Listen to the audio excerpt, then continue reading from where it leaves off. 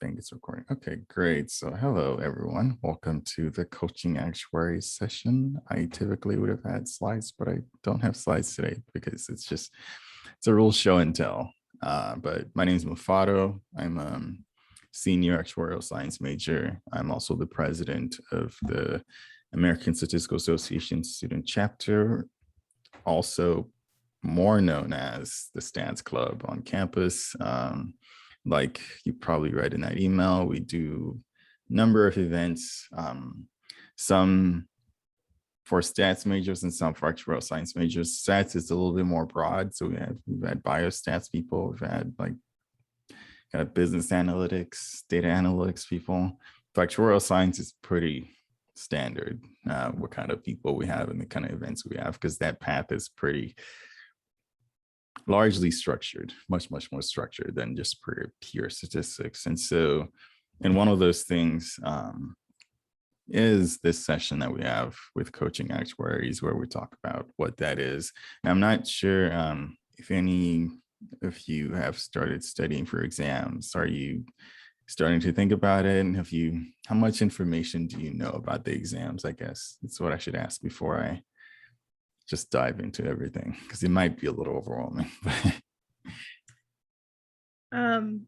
I'm like just past core classes and just starting the major classes. So obviously I've heard there are many exams. I've thought about internships. I haven't started the process yet at all. Okay, that's good. That's good. Yeah, I just wanted to get kind of the feel for that. So I guess I can start there. I'll share my screen so we can go on a little adventure on Google. So in order to become an actuary, which you probably both know, you do have to pass exams that I think it depends. Some people say the average is like the real number is 10, but there are some other exams that you need to take if you don't have like the prerequisites from college courses. But there are two main societies, I guess, that deal with actuaries, at least in the United States. So you have the Society of Actuaries, and I think this is the older one of the two societies.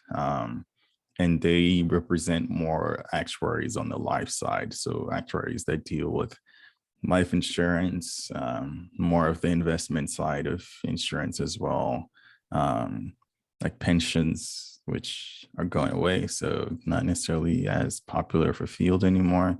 But so they have this website. They also have, let me put this, the Casualty Actuarial Society, and this is the property and casualty side. So people that deal with car insurance, renters, any of those other insurance types, this is their website. But for what we're going to talk about, it really doesn't matter which one of these you pick. I think it matters after like the third exam you take, because the exams differ after that. But most, like the preliminary exams are all done through the SOA. So like you log in, you make an account, and you register, and they typically have, let me actually see if there's like, there we go. So essentially you would have, they hope that this is the path that people take. So if you're in college right now, you probably taken economics. If you're an actuarial science major, accounting and finance, these are like kind of prerequisites. If you're like a stats major and your degree doesn't offer these courses, you would have to take these exams, but you can get these by college credit. Same thing with mathematical statistics, which is offered on campus as well. But the two main, on his original car, he was looking. the two main, we have a new person who isn't. There we go. I just muted them. It's okay. So the two main preliminary exams that you'll take are financial mathematics and probability. It doesn't really matter which one you take first, to be honest. It just depends on what you're more comfortable with. Third one is investment in financial markets. This one is being phased out, I believe, by the end of next year. They won't be offering this. They can replace it with a different exam. But for now, is still here. So this is the process to become like an associate, what is it called? I forget what the full term is. Associate of the Society of Actuaries. So you don't have all your exams, but you've made it part of the way. And then there are also these exams to become a fellow. So I think there's 4 after your associates or 3 after your associate to become like a full fellow where you're fully credentialed. And it's somewhat of the same process on the casualty actuarial, like the CAS side. And so where you go, I think just depends on what you're interested in or what you get a job in, which I've heard. I think that's the advice that I've heard most from people is like, if you get a job in like an internship and on the casualty side, then you're probably going to try and work in the casualty side, unless you just completely, I just noticed that too, to be honest. Okay, Shang-Chi, it is him. I swear it is him. And I saw something about him being, okay, it is him. Good eye, because I didn't notice that. So this guy right here, I don't know if you've seen the new Marvel movie, Shang-Chi. He's the main actor in the movie, but I think he's in a bunch of like those stock photos that companies use. And so, wow, what a great find, huh? Who would have known? Yeah, when people, and I guess it builds a little bit of traffic for the website, huh? You got him on there. So that's just the general basics. But right now, if you're in college, the general advice, at least that I've heard, is to have these first 2 pass. So for me, I passed P first, and then got an internship and passed FM as well. So you really only need 1 to get an internship, and then that kind of kickstarts your role. And so moving on to kind of the process for studying for these exams, because these exams they're pretty hard. You take a long time to study for them.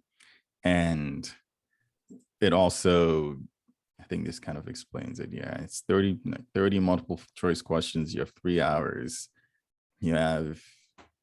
I don't have my calculator here, but you have this calculator, they give you paper and all those sorts of things. But in terms of studying for the exams, there are a lot of resources that you can use to study for exams. So like when I started studying for exam P, I'd heard about coaching actuaries.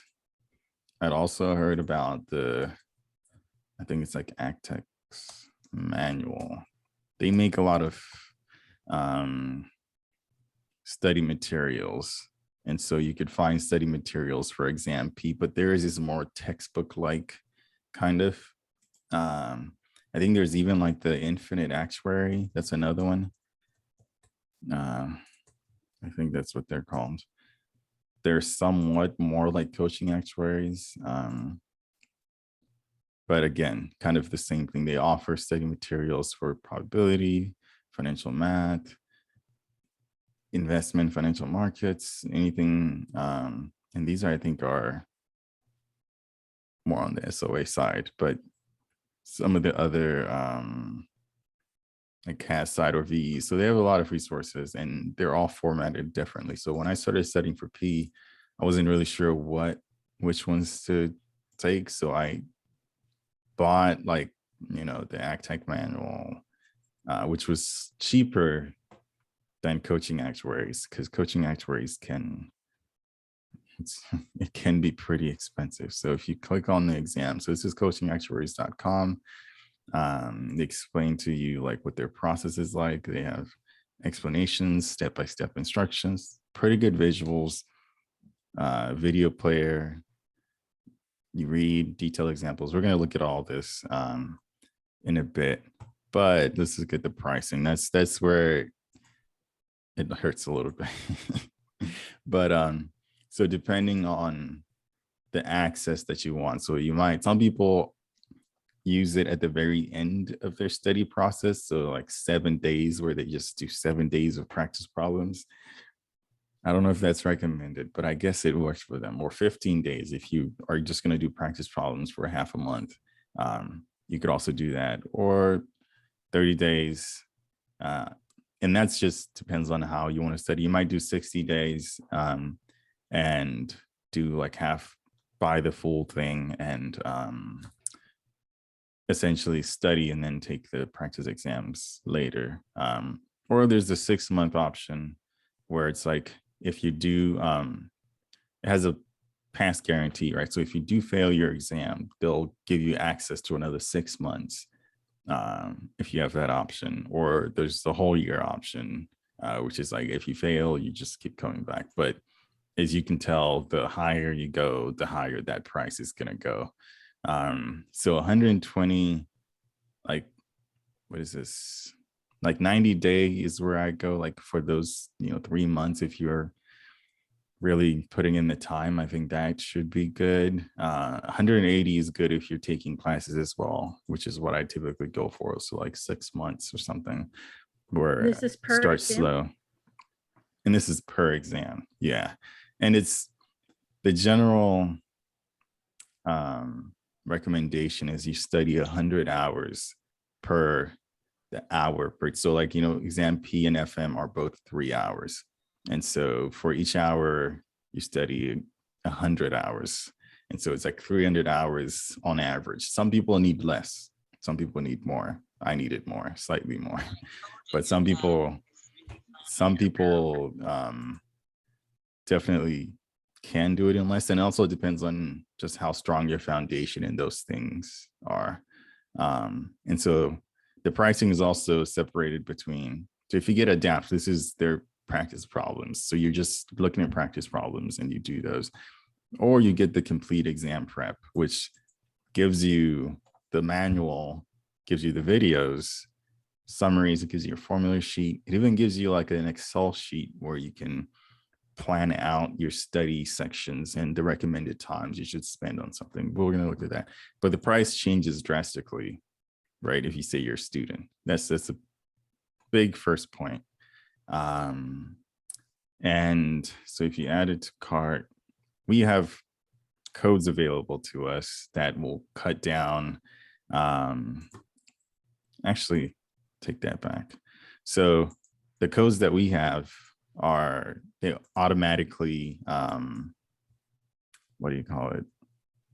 They automatically add on to the student discount because the student discount is already applied. But let me see if I can pull up one of those codes. I'll pull it up on my phone.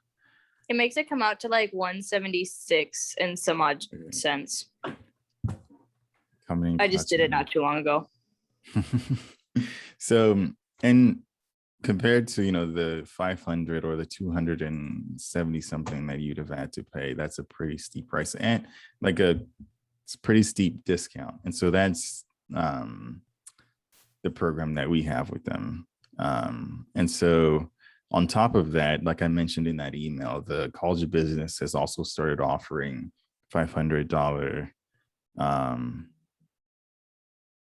like scholarships that you can use to pay not only for the prep material, right, but also for because the exams themselves cost money. So like I think for exam P, it's $250, the registration fee. So it's pretty steep. They've been trying more and more to find ways to subsidize students, but really it's down to the university. So that $500 would cover if you got the materials. This, I think we were looking at the 6-month option. You would be covered getting the full exam prep as well as registering for the actual exam. And the only requirement is that you do that prior and you get reimbursed, really is what it is. And I don't know When if should we that's set start in taking stone these either. exams? So as early as you can, to be honest. Like I didn't start until the summer after my sophomore year of college, and I felt like I was behind because people start companies will look for actuarial interns that are like juniors or even I think seniors as well. So if it's like your first semester of your senior year or you're graduating, I guess you have one more semester, they'll still look at that. But a lot of the big companies will look at juniors. So like if you pass one exam before you start your junior year, then you can apply, or at least I guess I shouldn't say junior year, before you're 2 years away from graduating, really, is what it is. And you can apply to an internship, and that gives you tremendous experience because there's nothing that you learn in class that's going to rival what you actually learn doing the work and seeing the actual work. And then from that, you might get a job offer, or you get an experience that you can talk about when you apply for jobs the next year when you're about to graduate. So that's typically the recommended process. But there's also, like if you're not able to do that, you can also just graduate and work somewhere within like any really role that kind of that requires, I guess they said critical thinking is what they called it, but it's really like if you just work as an underwriter in an insurance company and take your exams, they can shift you to a different department if you pass your exams and do so. That's also another route. I interned this summer at USAA, and my mentor, that was the route that she took as well, where she worked a little bit as an underwriter, or even I think she interned as an underwriting intern because she couldn't get an actuarial internship. And that gives her, it's like, it's still relevant knowledge because it's in the insurance industry. So you know more than just somebody who's coming from college and doesn't really know much about the terminology and things like that. And so there are quite a lot of pathways of getting there.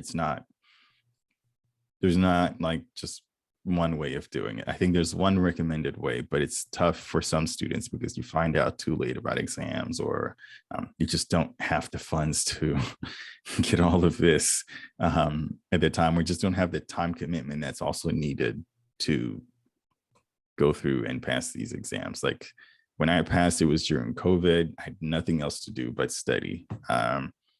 For FM, I passed in April. That one I had 6 months at least to do. So I took it slowly and scheduled it in a way that wasn't going to like murder my schedule or anything like that. So that's just the pricing, but this kind of explains some of the stuff that we're going to see.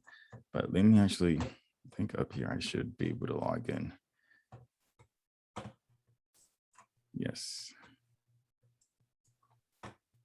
Get to see, I'm working on my third exam, so it's pretty bare bones right now. So actually, I'll start from the top. So when you log in, this is the page that you'll see. They have a little COVID-19. This has been here since like a year and a half ago.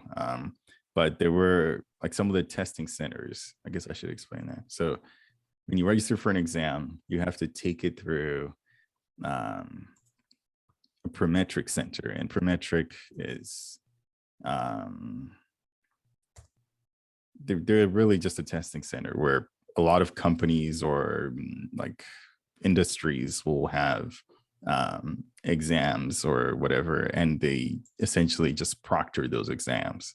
And so it's like there's one in San Antonio on the north side, on like San Pedro. That's the one that I go to because that's the closest one here. And it's, it is on a computer. They just, they have cameras, they'll search you, you put your stuff away, blah, blah, blah. It's pretty strict, but I guess it helps them make sure that the results are, I guess, fair for everyone. So that's essentially what would happen. So you register with SOA, they'll give you instructions on how to register with your local Prometric center. And then once you have your date and your time, you just go at that time and you take your exam.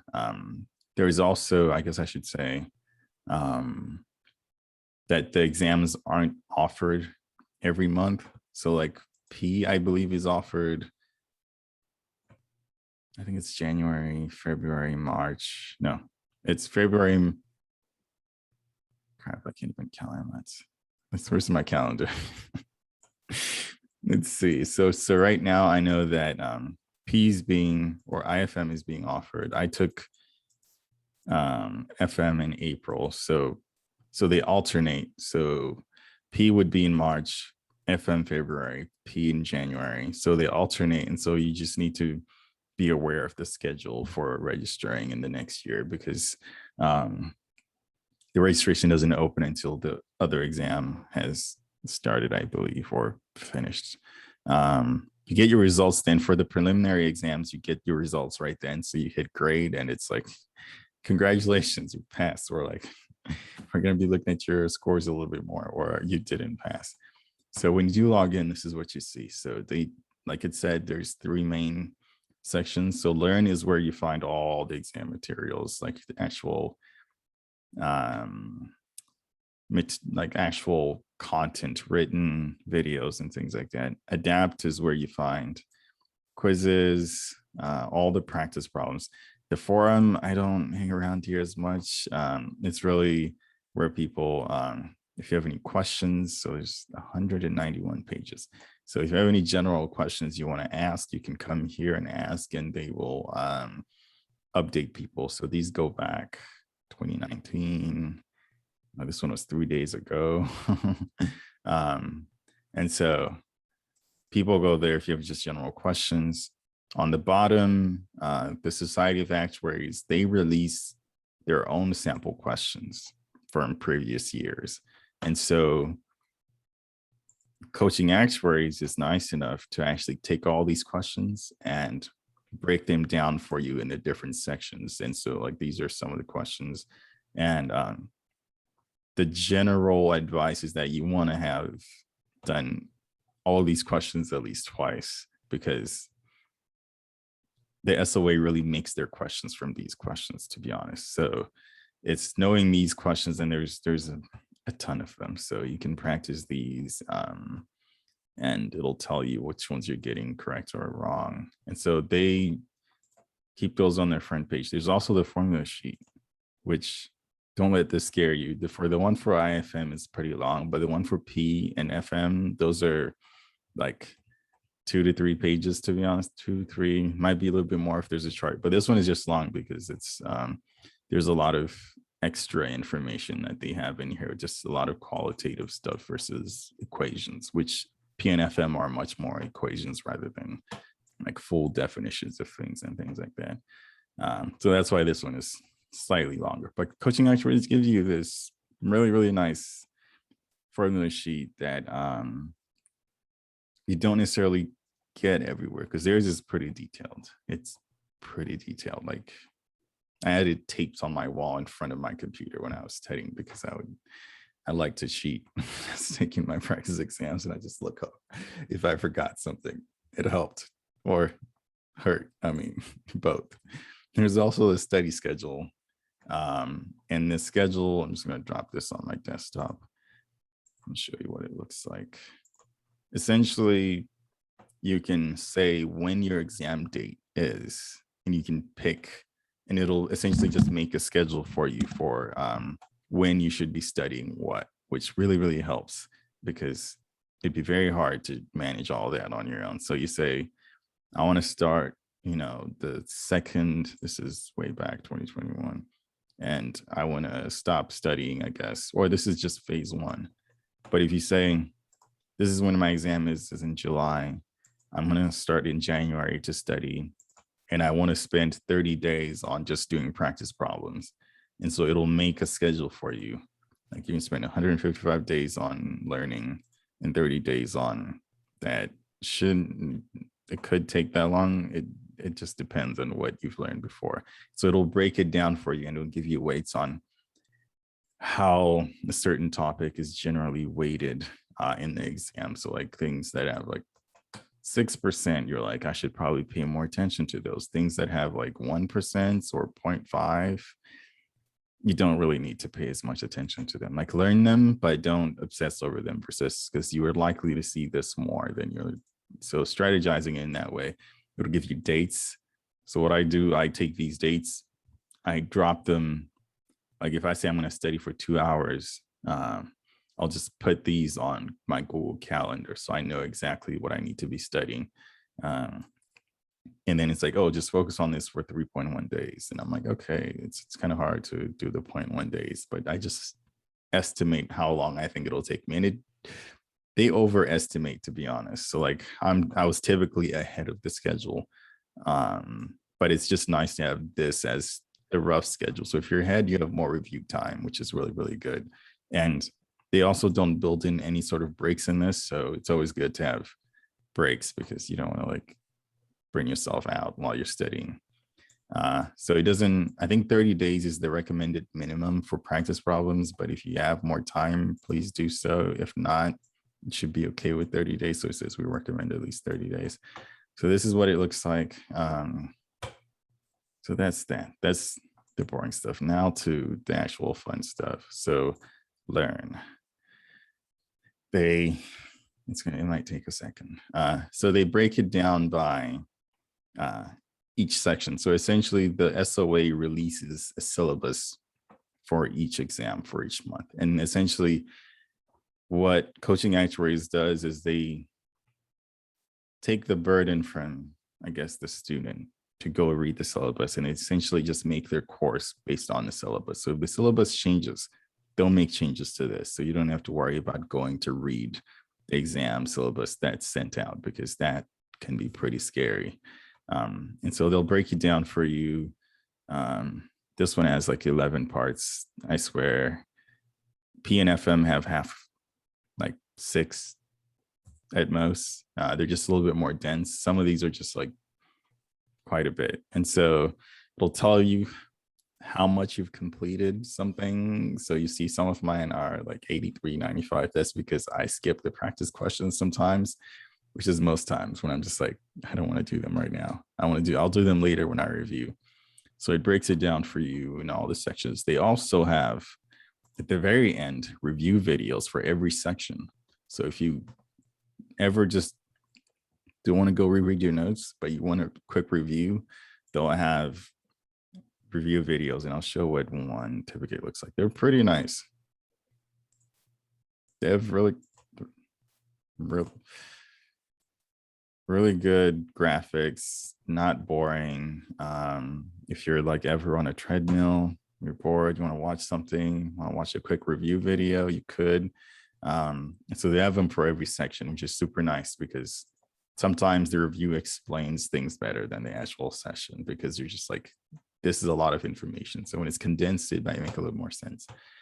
And so they do, when you do log in, oh, I see a hand raised. Go ahead, Kayla, if that's how I say your name. Yes, that's how you say it.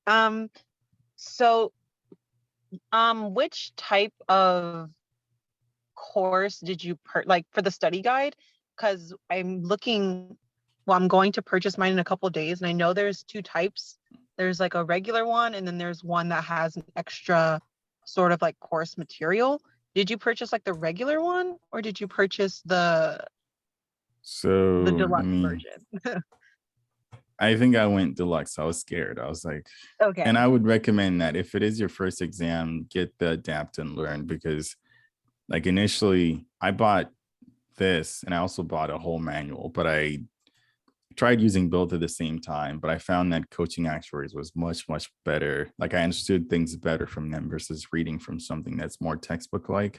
But I would recommend this. And then once you get a feel for that, it might also just be, if you already know the content though, and you're like, I'm good with the content, I just want to do practice problems, you might go this route. But I do recommend this though, because you just get the full package. So you won't have to go look anywhere else for kind of help. Okay, cool. Thank you. No worries. Yeah, thanks for your question. So they'll do, this is what the manuals, that's just an introduction, but like they'll do, it'll walk you through all the definitions you need. And this one I think is just a little bit more qualitative, but we'll get to some of the equations looking stuff. Then they'll do like the video, and the video is the exact same thing as the manual. Like they explain the manual. So if you're somebody that likes to read, like myself, I read the manual and then I'll watch the video after just to recap before I move on. But if you're somebody that likes to watch videos, I have a friend that's just like, they just watch the videos, they don't like to read. So that also helps because they don't skip over anything, to be honest. Sometimes I also think the manuals are just detailed, like they're math people, and they're like, I have to show you a proof that you don't need. And they'll show you a proof that you don't need, but they want to be complete is what they say. The videos don't go as much into detail on things they know you don't need. They just say, read this in the manual if you're interested, but it's not something that's on the exam, which I love about that, because they're not going to teach you anything you don't need. They'll let you know if you need something or if you don't.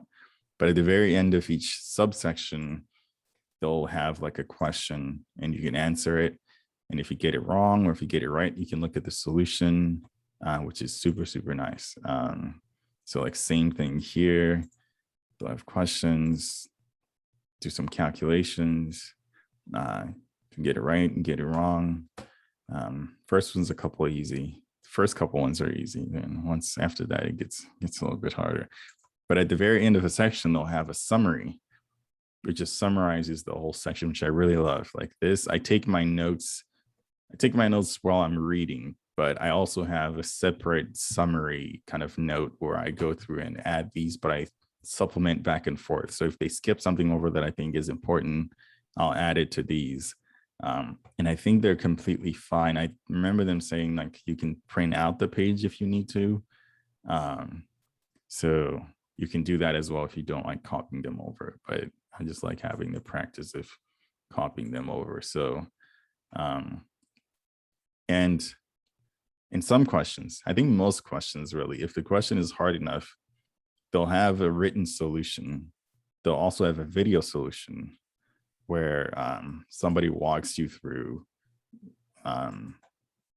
doing the question. And there's also this discussion post under. So if you have a question, you can post it here, but go ahead, Catherine.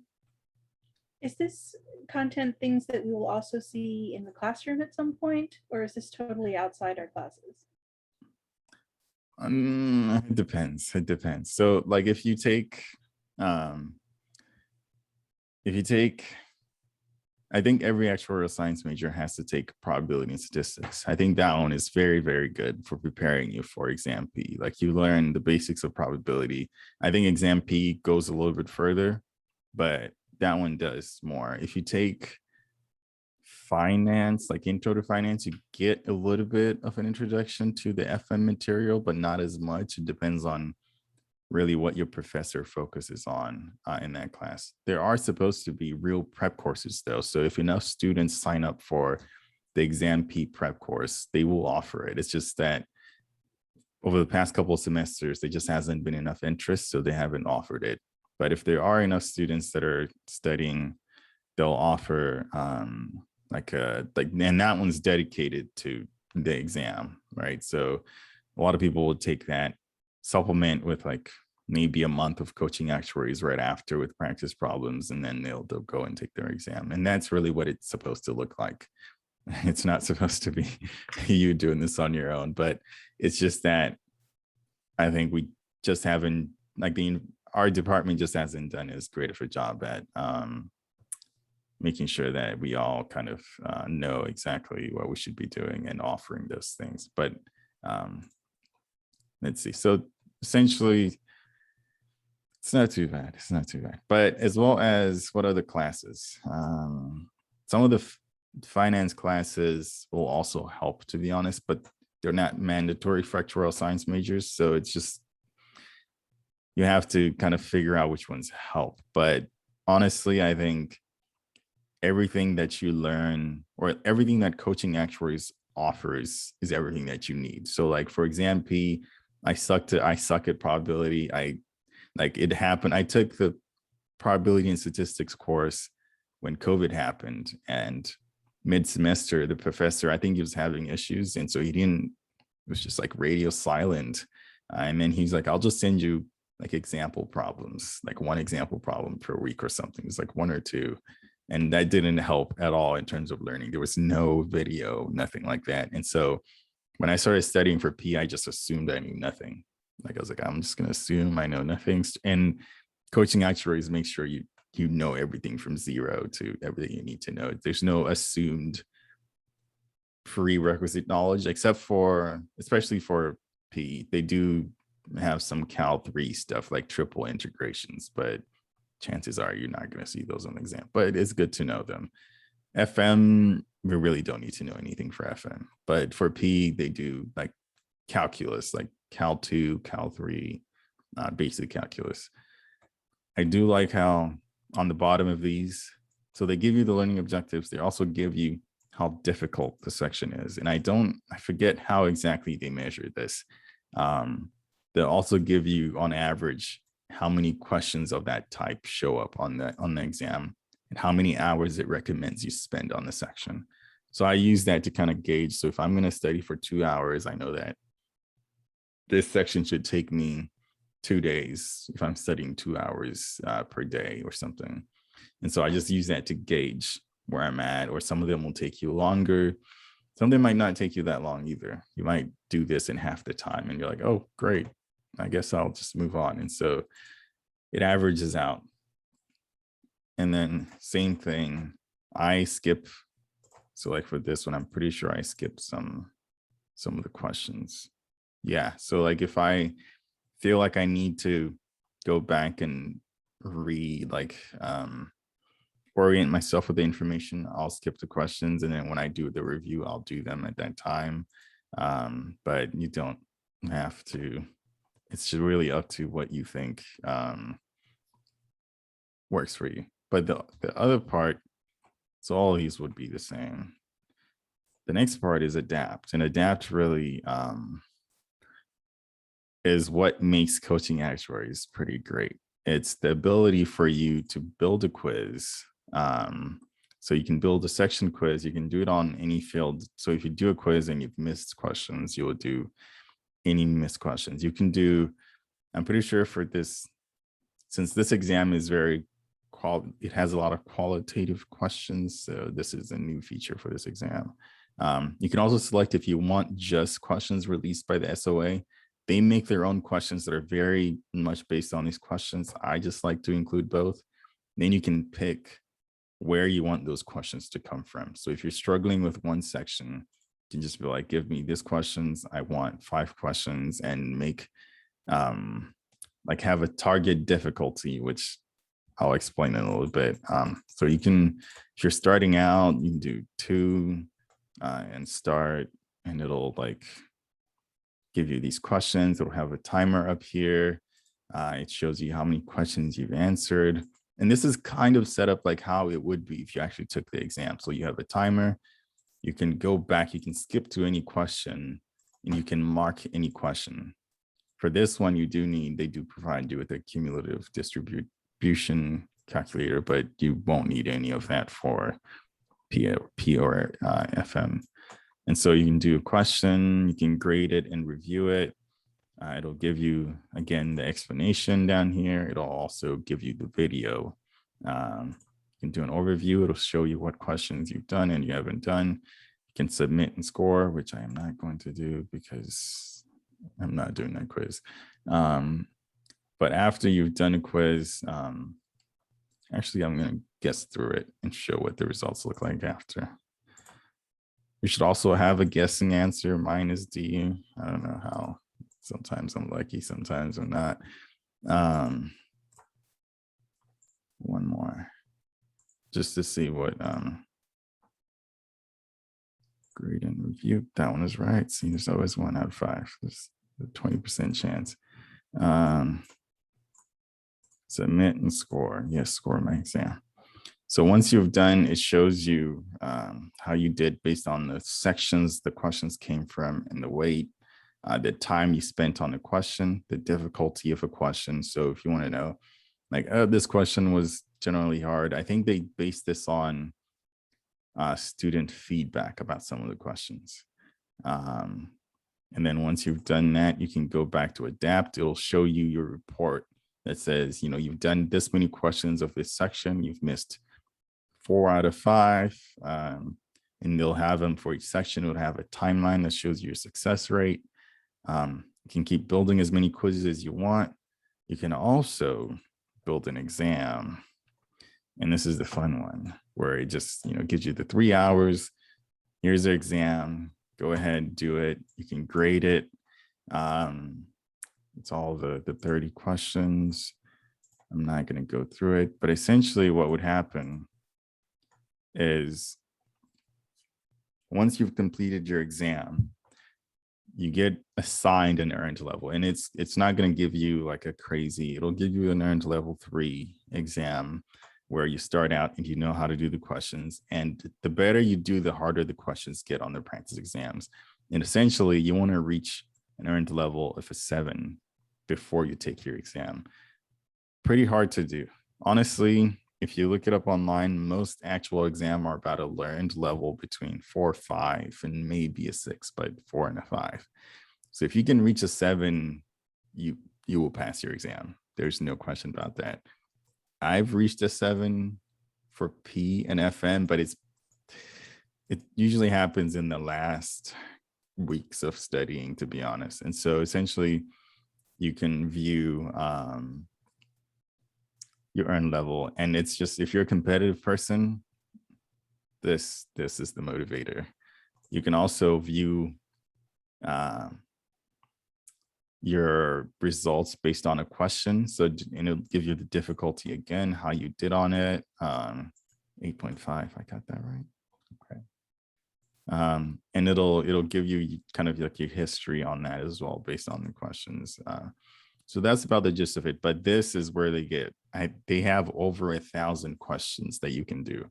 So, and the recommendation is as well that you don't try to do practice exams until you've finished all the content. So my process is I go through the content, finish the content, and then I go back and do the practice quizzes in the content.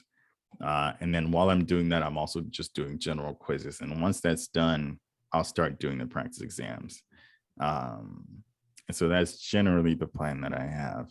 And I think that's mostly it for coaching actuaries. And if you have any questions about a question, just drop it in this discussion and they will respond. They respond pretty quickly. They have all these coaches that are like responding to people and answering. They answer pretty well as well. But do we have any questions before I move on to some not so relevant things, I guess? But questions about anything coaching actuaries or anything in general about actuarial science at UTSA, Stats Club, professors, anything? Are there professors we should look for or avoid? I definitely say take Dr. Hahn. Dr. Hahn teaches the probability and statistics course. He's very great, very nice, pretty smart. He uses the chalkboard. He can do math with his head, which is crazy. He can not just adding numbers, but like just very crazy. And it's crazy. Like he beats the calculator all the time. So it's pretty entertaining to be in his class. Say Hahn. If it's Keating, then Keating's great. In relation to things relevant to actuarial science, those are the greatest professors. I wouldn't say they're ones to avoid, to be honest. It's just you get what you get. Any other questions? Concerns? You excited to become an actuary and start? The hardest part is starting, to be honest. And another recommendation I have is that when you do start studying, give yourself enough time. I think people, I guess it depends on who you talk to. Some people tell you to register for your exam, right? And then you start studying. I don't.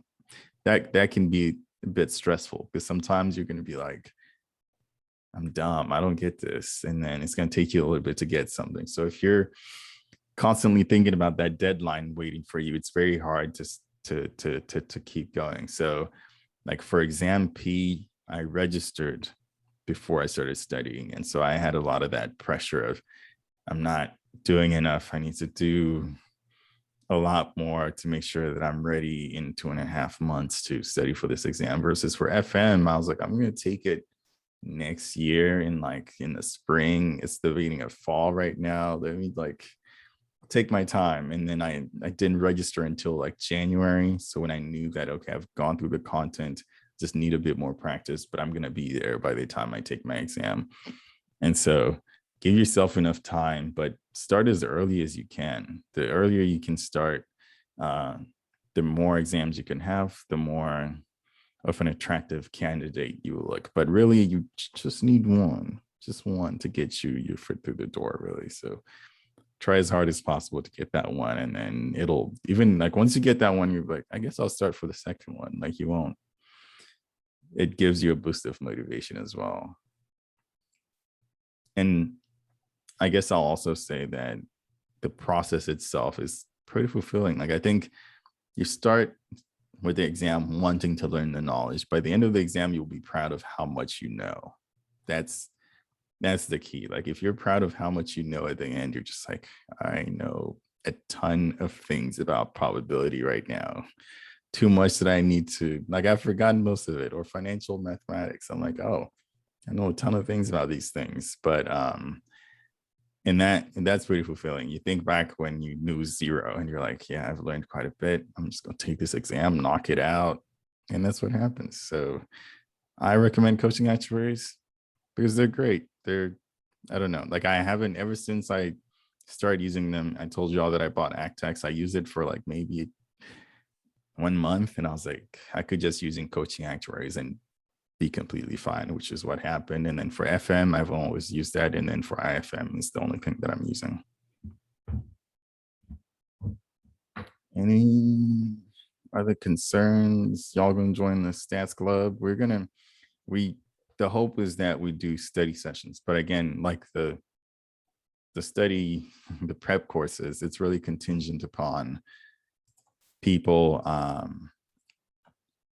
joining. I see the question about the codes. I'm only able to send our codes to official members only. So join us on Rowdy Link, which I forgot to send that. Let me go on Rowdy Link and you can see, you can get credit for the event.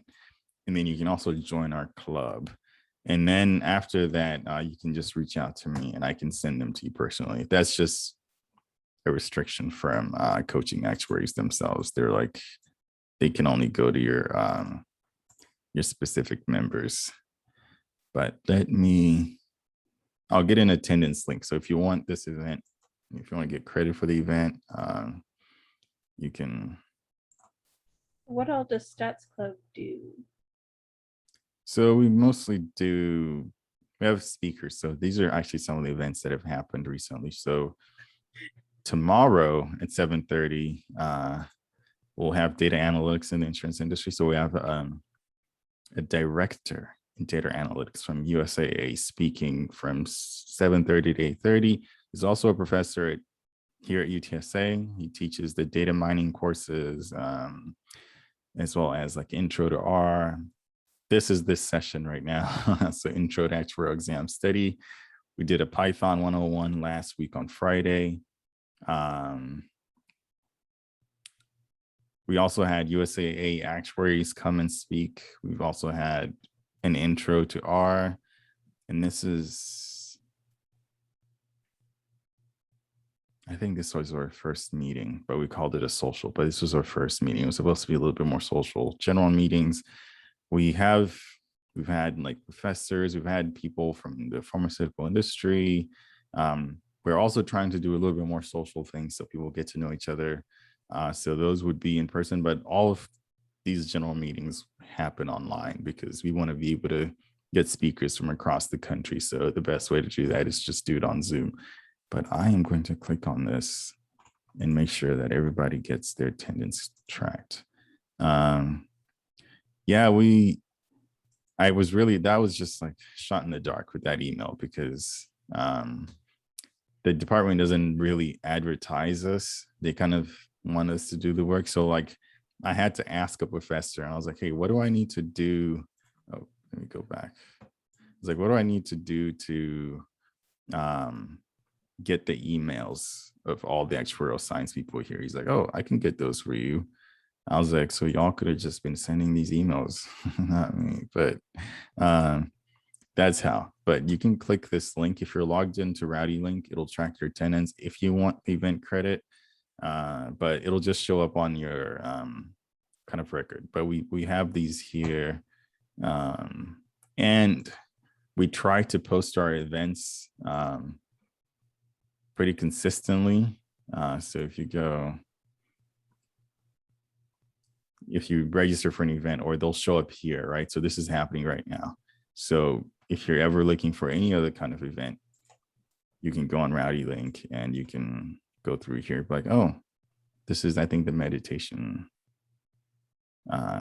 swing And is this dance. how So you I can, like officially join the stats club? yes. So if you go to organization, so you log into Rowdy Link, you can look up like ASA, and it might show a couple of, so there's a couple of ASAs, but we are right here, American Statistical Association Student Chapter. Once you hit that, it should give you somewhere up here a join link. I'm already here. I'm the president, so it just doesn't give me that link, but you can read about our organization, find our email, information that we are officially registered. You can see the events that are coming up. And so this is the one today. This is the one tomorrow. Couple pictures from a couple of the socials we had before COVID. And so this is where you'd go to join. So if you join here, we'll be able to see this on the roster. Oh, I think somebody already, let's see. Hey, somebody already in this room, see. So I approve, you're an approved user. Just send me, and let me drop my email in the chat and I can email the codes to you. Hopefully I typed that right. There we go. That's my email.